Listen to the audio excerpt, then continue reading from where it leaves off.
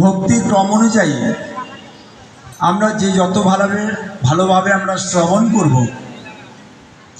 তত ভালোভাবে কীর্তন করতে পারব। যে যত ভালোভাবে শ্রবণ কীর্তন করব, উনি ততটাই ভগবানের স্মরণ করতে পারব। আর এই শ্রবণ কীর্তন স্মরণের মাধ্যমে ভক্তির অন্যান্য অঙ্গগুলো যাজন করতে পারব। তাই শ্রবণটা আমাদের খুব দরকার। এই কিছুদিন আগে আমাদের পশ্চিম মেদিনীপুরে নারাজলে একটা অনুষ্ঠান হয়েছিল। সেই অনুষ্ঠানে বিহার থেকে একটা ডিজে এসেছিল। আমাদের ওয়েস্ট বেঙ্গল এমন কোনো জায়গা নেই যেখান থেকে যায়নি। প্রায় 1.5 লক্ষ থেকে 2 লক্ষ লোক হয়েছিল শুধু ওই ডিজের সেই সাউন্ডটা শুনবার জন্য। শ্রীমদ্ ভাগবতমে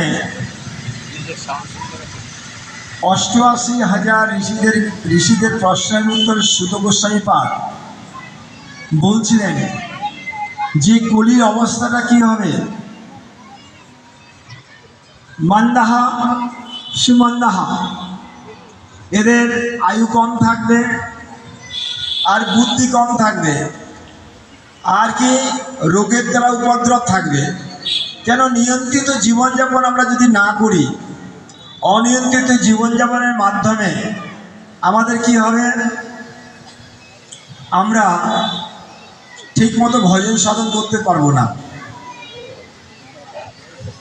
অর্জুনকে ভগবান কৃষ্ণ বলছিলেন, যখন ক্ষত্রিয় হয়ে ধর্মযুদ্ধ উনি করবেন না বলে উনি যুদ্ধক্ষেত্র থেকে চলে যাবেন বলছিলেন, তখন ভগবান ওনাকে বলছিলেন, কুতস্থা কস্মলম ইদম বিষমে সমবস্থিতম অনার্য দুষ্টম অসর্গম অকীর্তিকরমতি। অনার্য দুষ্টম অসর্গ মানে জীবনের প্রকৃত মূল্য বোঝে যারা, তারা আর্য। আর যারা জীবনের প্রকৃত মূল্য বোঝে না, তারা হচ্ছে অনার্য। আর এই কলির মানুষ ম্যাক্সিমাম অনার্যের মতো জীবনযাপন করবে। যে প্রচণ্ড শব্দযুক্ত যে আওয়াজ ডিজে, যেগুলো আমাদের এই কর্ণগুহর দিয়ে যখন প্রবেশ করবে, আমাদের কানের পর্দাটাকে ফাটিয়ে দেবে এবং সেখানে সেই তালে তালে রশ্মি বেরোবে, লাইট। আর সেই যে লাইটের মধ্যে আমাদের চোখ অন্ধ হয়ে যাবে। দেখুন, মায়াপুর থেকে মহারাজরা এখানে এসছেন, আমরা এখানে মুষ্টিমেয় কয়েকজন আছি। কিন্তু যদি এখানে ডিজে আসতো, এই রাস্তা দিয়ে হাঁটার জায়গা থাকতো না। আমাদের প্রায় 5 কিলোমিটার 6 কিলোমিটার রাস্তা বাইক আর গাড়ি ছিল, মানে মানুষ হেঁটে আসতে পারছে না। এই হচ্ছে কলির প্রভাব।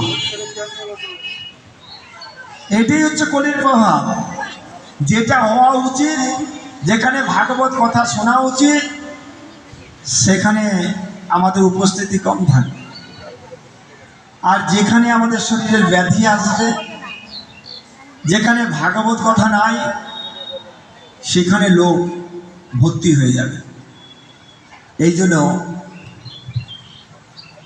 মহাজগৎ বলছেন, যাও ভাগবত পড়ো বৈষ্ণবের স্থানে, একান্ত আশ্রয় করো চৈতন্যের চরণে। চৈতন্যের ভক্তের নিত্য করো সঙ্গ, তবে তো জানিল শাস্ত্রের সিদ্ধান্তে সমিতির তরঙ্গ। সুমেধা বুদ্ধিমান কারা? যারা হরিভজন করে। আমরা নিজেদেরকে অনেক শিক্ষিত মনে করি, কিন্তু ভক্তিমোহন ঠাকুর বলছেন, জড়বিদ্যা যত মায়ার বৈভব, জীবের ভজনে বাধা, অনিত্য সংসারে মোহ জন্মিয়া জীবকে করে গাধা। আমরা প্রত্যেকেই কি হরিভজন করছি কি করছি না, প্রত্যেকে চাইছি আমার ছেলেকে বা মেয়েকে উচ্চ শিক্ষায় শিক্ষিত করব, বড় বড় কোম্পানিতে চাকরি করাবো। এটা আমাদের সবার একটা বাসনা। কিন্তু চাকরি যদি করতে হয়, কার চাকরি করব, এটা আমরা কেউ চিন্তা করি না। অনিত্য বস্তুর প্রতি আমরা ধাবমান, যেটা আমরা নিয়ে যেতে পারবো না।